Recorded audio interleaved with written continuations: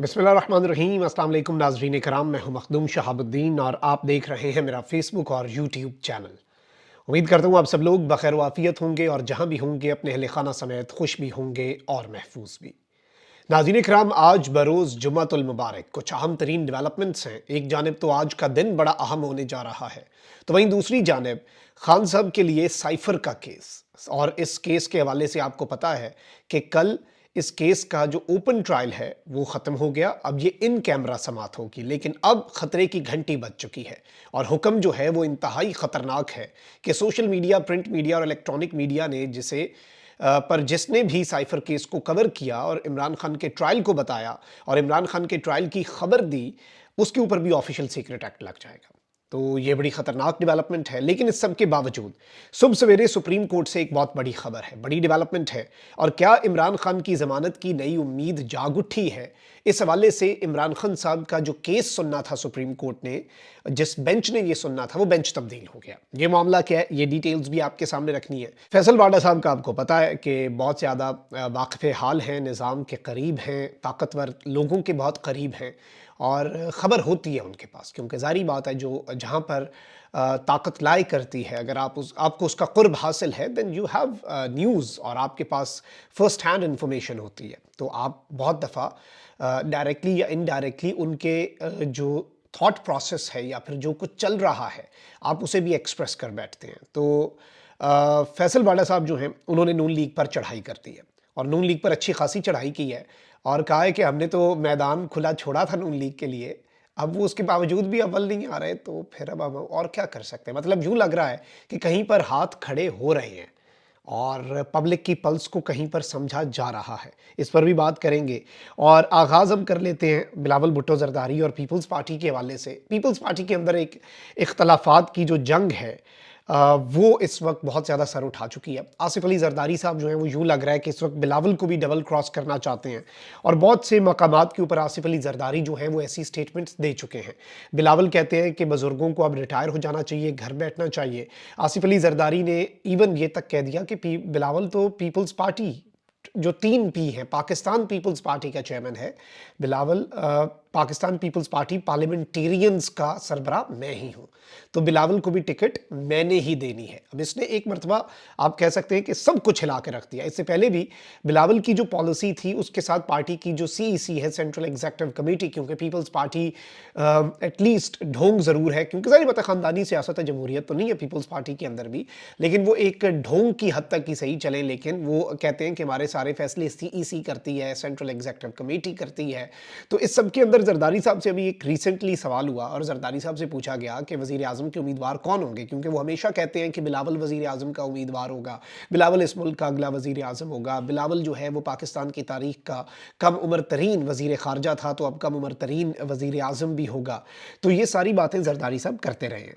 लेकिन अब इस सब के अंदर जरदारी साहब से जब पूछा गया कि मोहतरम जनाब इज़्ज़त माब जरदारी साहब, वज़ीर आज़म का उम्मीदवार कौन होगा, तो उन्होंने एक बड़ी डबल मीनिंग सी बात की और ये बड़ी मानी खेज़ बात है कि जरदारी साहब ने कह दिया कि वज़ीर आज़म का उम्मीदवार बिलावल भी हो सकता है, वज़ीर आज़म का उम्मीदवार पीपल्स पार्टी की तरफ से मैं भी हो सकता हूँ।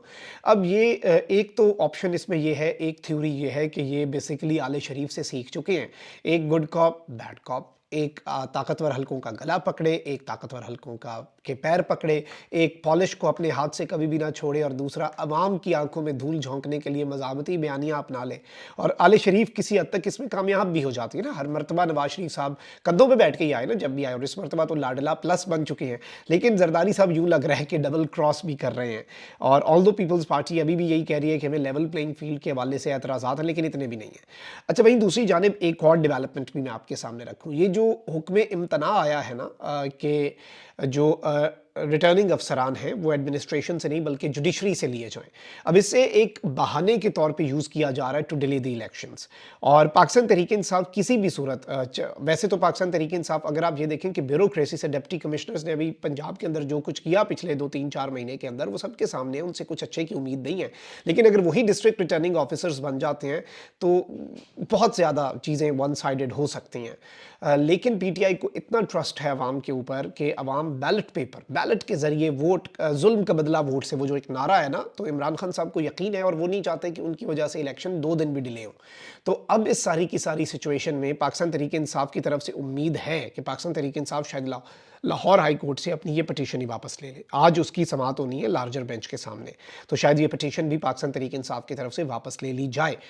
میں چونکہ صبح سویرے آپ کے سامنے مخاطب ہوں، تو obviously ہو سکتا ہے جب تک آپ دیکھیں کہ تو اس وقت بھی ہو جائے، کیونکہ اس میں پاکستان تحریک انصاف کے سینئر رہنما برسٹر علی ظفر، انہوں نے بھی کہا ہے کہ لاہور ہائی کورٹ سے حکم امتناع کے باعث الیکشن میں تاخیر کا خدشہ ہے۔ میرا خیال ہے کہ ہم لاہور ہائی کورٹ سے اپنی درخواست واپس لے لیں گے، اور انہوں نے کہا ہے کہ لاہور ہائی کورٹ سے حکم امتناع کے حوالے سے پی ٹی آئی پر تنقید تھوڑی سی صحیح لگتی ہے کہ یہ ہم سے تھوڑا سا آگے پیچھے ہو گیا ہے کام، لیکن وہی بات ہے کہ آگے کنواں پیچھے کھائی، ایک الیکشن نہیں ہو رہے ورنہ دوسرا ایڈمنسٹریشن سے اگر، اور میں نے ویسے کل اپنے ویلاگ میں کہا تھا کہ ججز کو ڈی آر اوز لگانا ہے۔ اب قاضی صاحب کی عدالت نہیں دیکھی آپ نے اسلام آباد ہائی کورٹ نہیں دیکھی، تو آپ کو ججز سے بھی پھر اسی طرز پہ امید رکھ لیں۔ پھر آپ ہوتے ہیں، ظاہری بات ہے بیوروکریسی میں بھی ہوں گے ایسے جو ڈٹ جائیں گے اور ایسے معاملات کریں گے۔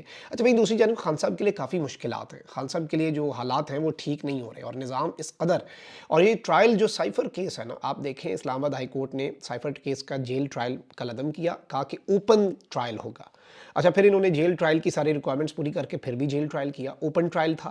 پہلی سماعت کے اندر 2 صحافی اندر گئے، انہوں نے خان صاحب کا بتایا کہ خان صاحب ہائی اسپرٹس میں ہیں، ہل کے رہ گیا، پورا نظام ہل کے رہ گیا۔ پیمرا کی طرف سے نوٹیفیکیشن آیا کہ اسے آپ نے میڈیا پہ نشر نہیں کرنا کہ خان صاحب کیا کہہ رہے ہیں اور صحافیوں کی ملاقات۔ اس کے بعد اگلی نام نہاد 2 اوپن ٹرائل ہوا، سماعتیں ہوئیں، ان میں صحافیوں کو 20 فیٹ دور بٹھا دیا گیا، بند کمرے کے اندر، ڈربے کے اندر بند کر دیا گیا، فیملیز کو بھی جو ملزمان ہیں، یعنی کہ عمران خان صاحب اور شاہ محمود قریشی صاحب کی فیملیز کو بھی، تاکہ وہ سن ہی نہ سکیں، بس نام نہاد جسے آپ کہتے ہیں نا کہ کارروائی ڈالنے کے لیے۔ اچھا، اس کے بعد ایف آئی اے نے درخواست دے دی، میں نے بھی یہ آپ کے سامنے پرسوں خبر سب سے پہلے رکھی تھی، اور کل ہم نے دیکھ لیا کہ ایف آئی اے نے کہا کہ جی یہ ان کیمرہ سماعت ہونی چاہیے، تو ان کیمرہ سماعت جو ہے اس کے حوالے سے منظوری دے دی گئی، ان کیمرہ بھی ہو گئی، ٹھیک ہو گیا جی، آپ نے جس طرح سے یہ ٹرائل کرنا ہے آپ کی مرضی، آپ نہیں چاہتے کہ یہ ٹرائل عوام کے سامنے ہے، لیکن اب ایک بڑی خطرناک کام کر دیا گیا ہے، اور ایسا ٹرائل نارملی ملٹری کورٹس میں ہوتا ہے، usually this is what happens in the military courts, but this is now happening in the special court for official secret act cases, اور جج ابو الاسناد ذوالقرنین صاحب کی عدالت میں بھی اب اسی طرز پر کچھ ہوگا۔ سائبر کیس کی کارروائی پرنٹ، الیکٹرانک اور سوشل میڈیا پر نشر کرنے پر مکمل پابندی عائد کر دی گئی ہے۔ آفیشیل سیکرٹ ایکٹ خصوصی عدالت نے بڑا حکم جاری کر دیا گیا ہے، پرنٹ، الیکٹرانک اور سوشل میڈیا پر کوئی کارروائی نشر نہیں ہوگی، یعنی سوشل میڈیا بھی، ہمارے اوپر بھی یہ ایک پابندی لگا دی گئی ہے، قانون کے مطابق ہمیں باؤنڈ کر دیا گیا ہے ایز سٹیزنز آف پاکستان کہ ہم یہ کارروائی آپ کے سامنے نہ رکھ سکیں۔ پیمرا اور پی ٹی اے کو اس حوالے سے ہدایات پر پابندی کی ہدایت کی جاتی ہے۔ پیمرا اس لیے کہ پرنٹ اور الیکٹرانک، اور پی ٹی اے جو ہے اس کے حوالے سے آپ کو پتہ ہے کہ تاکہ سوشل میڈیا، پاکستان ٹیلی کمیونیکیشن اتھارٹی، یعنی وہ چینلز بلاک کر دیے جائیں اور وہ پھر آواز ہی لوگوں تک نہ پہنچ سکے۔ اگر کوئی بھی خلاف ورزی ہوئی تو اس پر آفیشیل سیکرٹ ایکٹ کے تحت کارروائی ہوگی، مطلب وہی ایکٹ جو خان صاحب پر اور شاہ محمود قریشی صاحب پر لگا ہے، اگر آپ نے اسے رپورٹ کرنے کی غلطی کی اور اس پر آپ نے بتایا کہ اس کارروائی کے اندر کیا کچھ چل رہا ہے، تو آپ کے اوپر بھی آفیشیل سیکرٹ ایکٹ لگ جائے گا۔ پیمرا اور پی ٹی اے کو عدالتی حکم کی کاپی فراہم کی جائے تاکہ آئندہ خلاف ورزی نہ ہو۔ سائفر کیس کا ٹرائل ان کیمرہ کرنے کی پروسیکیوشن کی درخواست منظور کی جاتی ہے، یہ جوڈیشل آرڈر ہے، یہ فیصلے میں لکھا گیا ہے، جج ابو الاسناد ذوالقرنین صاحب کے تاریخ میں لکھے گئے ہیں جج صاحب بھی۔ سابق چیئرمین پی ٹی آئی اور شاہ محمود قریشی کی فیملی مشروط موجود ہوگی اس ٹرائل میں، شرط ہوگی کہ عدالتی کارروائی کو فیملی ممبران کسی جگہ بیان نہیں کریں گے، ٹرائل کی کارروائی کے دوران پبلک موجود نہیں ہوگی، اور اس حوالے سے ان کی فیملیز کو بھی اجازت نہیں ہوگی، عمران خان صاحب اور قریشی صاحب کے، وہ باہر آ کے یہ معاملات کریں۔ اور سختیاں جو ہیں وہ ظاہری بات ہے مزید بڑھنے لگی ہیں، اور ایک اور فیصلہ جو یہ آیا ہے سائفر کیس کی کارروائی نشر کرنے پر پابندی عائد کرنے کے حوالے سے، اور اس کے اوپر پھر قانونی کارروائی، یہ آپ کے سامنے معاملہ کیا ہے اور کیا رخ اختیار کرے گا۔ اب ذرا آ جاتے ہیں کچھ اہم ترین ڈیولپمنٹس کے اوپر۔ میں آتا ہوں، فیصل واڈا صاحب نے نواز شریف صاحب کے لیے جو خطرے کی گھنٹی بجائی ہے، لیکن پہلے میں آپ کو یہ بتا دوں کہ سپریم کورٹ میں سائفر کیس میں بانی چیئرمین تحریک انصاف عمران خان کی درخواست ضمانت سماعت کے لیے مقرر کر دی گئی ہے، اور سپریم کورٹ میں سردیوں کی چھٹیوں کی وجہ سے بانی پی ٹی آئی کا سائفر کیس میں ضمانت پر سماعت کرنے والا بینچ تبدیل کر دیا گیا ہے۔ پہلے یہ کیس 1-2 ہفتے لٹکایا گیا، پھر سنا گیا، پھر نوٹسز جاری ہوئے، اور اب پتہ تو سب کو ہوتا ہے کہ سردی کی چھٹیاں کب ہو رہی ہیں، لیکن چلیں، بینچ جو ہے وہ تبدیل کر دیا گیا۔ تو کیا امید رکھی جا سکتی ہے کہ عمران خان صاحب کو یہاں سے ریلیف ملے گا؟ امید کم ہے۔ चांसेस कम हैं। लेकिन जस्टिस सरदार तारिक मसूद की सरबराही में 3 रुकनी बेंच 22 दिसंबर को इस पर समाअत करेगा। जस्टिस मंसूर अली शाह और जस्टिस अतहर बिन अल्लाह बेंच का हिस्सा होंगे। इससे पहले 22 नवंबर को जस्टिस सरदार तारिक मसूद, जस्टिस याहिया अफरीदी और जस्टिस आयशा मलिक पर मुश्तमिल बेंच ने समाअत की थी। शाह महमूद कुरैशी की जमानत का केस भी साथ ही मुकर्रर कर दिया गया है। बहुत से लोग कह रहे हैं कि सुप्रीम कोर्ट का ये बेंच तब्दील होना, इस पर तरह तरह की बातें हो रही हैं, वक्त बताएगा कि क्या होता है। और रिलीफ अगर मिल भी जाता है तो वो रिलीफ माने नहीं रखेगा, क्योंकि नैब के केसेस के अंदर खान साहब की ऑलरेडी गिरफ्तारी डाली जा चुकी है। तो ये चीज़ें ऑब्वियसली आपको पता है कि क्या है। अच्छा, वहीं दूसरी जानिब फैसल वाडा साहब आपको पता है कि वाकिफ़ हाल हैं, और नवाज शरीफ साहब के हवाले से मैं आपको पहले बता चुका हूँ कि नवाज शरीफ साहब इस वक्त उस सिचुएशन में है कि वो अकेले दौड़ कर भी अव्वल नहीं आ सकते। वो फिनिश लाइन तक नहीं पहुँच सकते। अगर हम इसे विजुलाइज एक रेस के तौर पर करना चाहें कि सबको आप बंद कर दें और उसके बाद आप भागें, लेकिन आप फिर भी वो 100 मीटर पूरे ना कर सकें, आपकी सांस उखड़ने लग पड़े।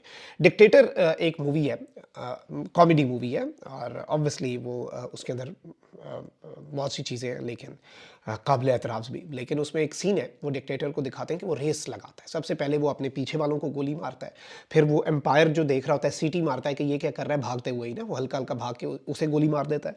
और इसमें फिर वो फिनिश लाइन जो है वो खींच के उसके साथ लगा दी जाती है, उससे ज़्यादा चला नहीं जाता। लेकिन इसमें इंपॉर्टेंट चीज़ ये है कि एम्पायर को समझ आनी चाहिए कि एम्पायर को भी वो गोली मार देता होता है।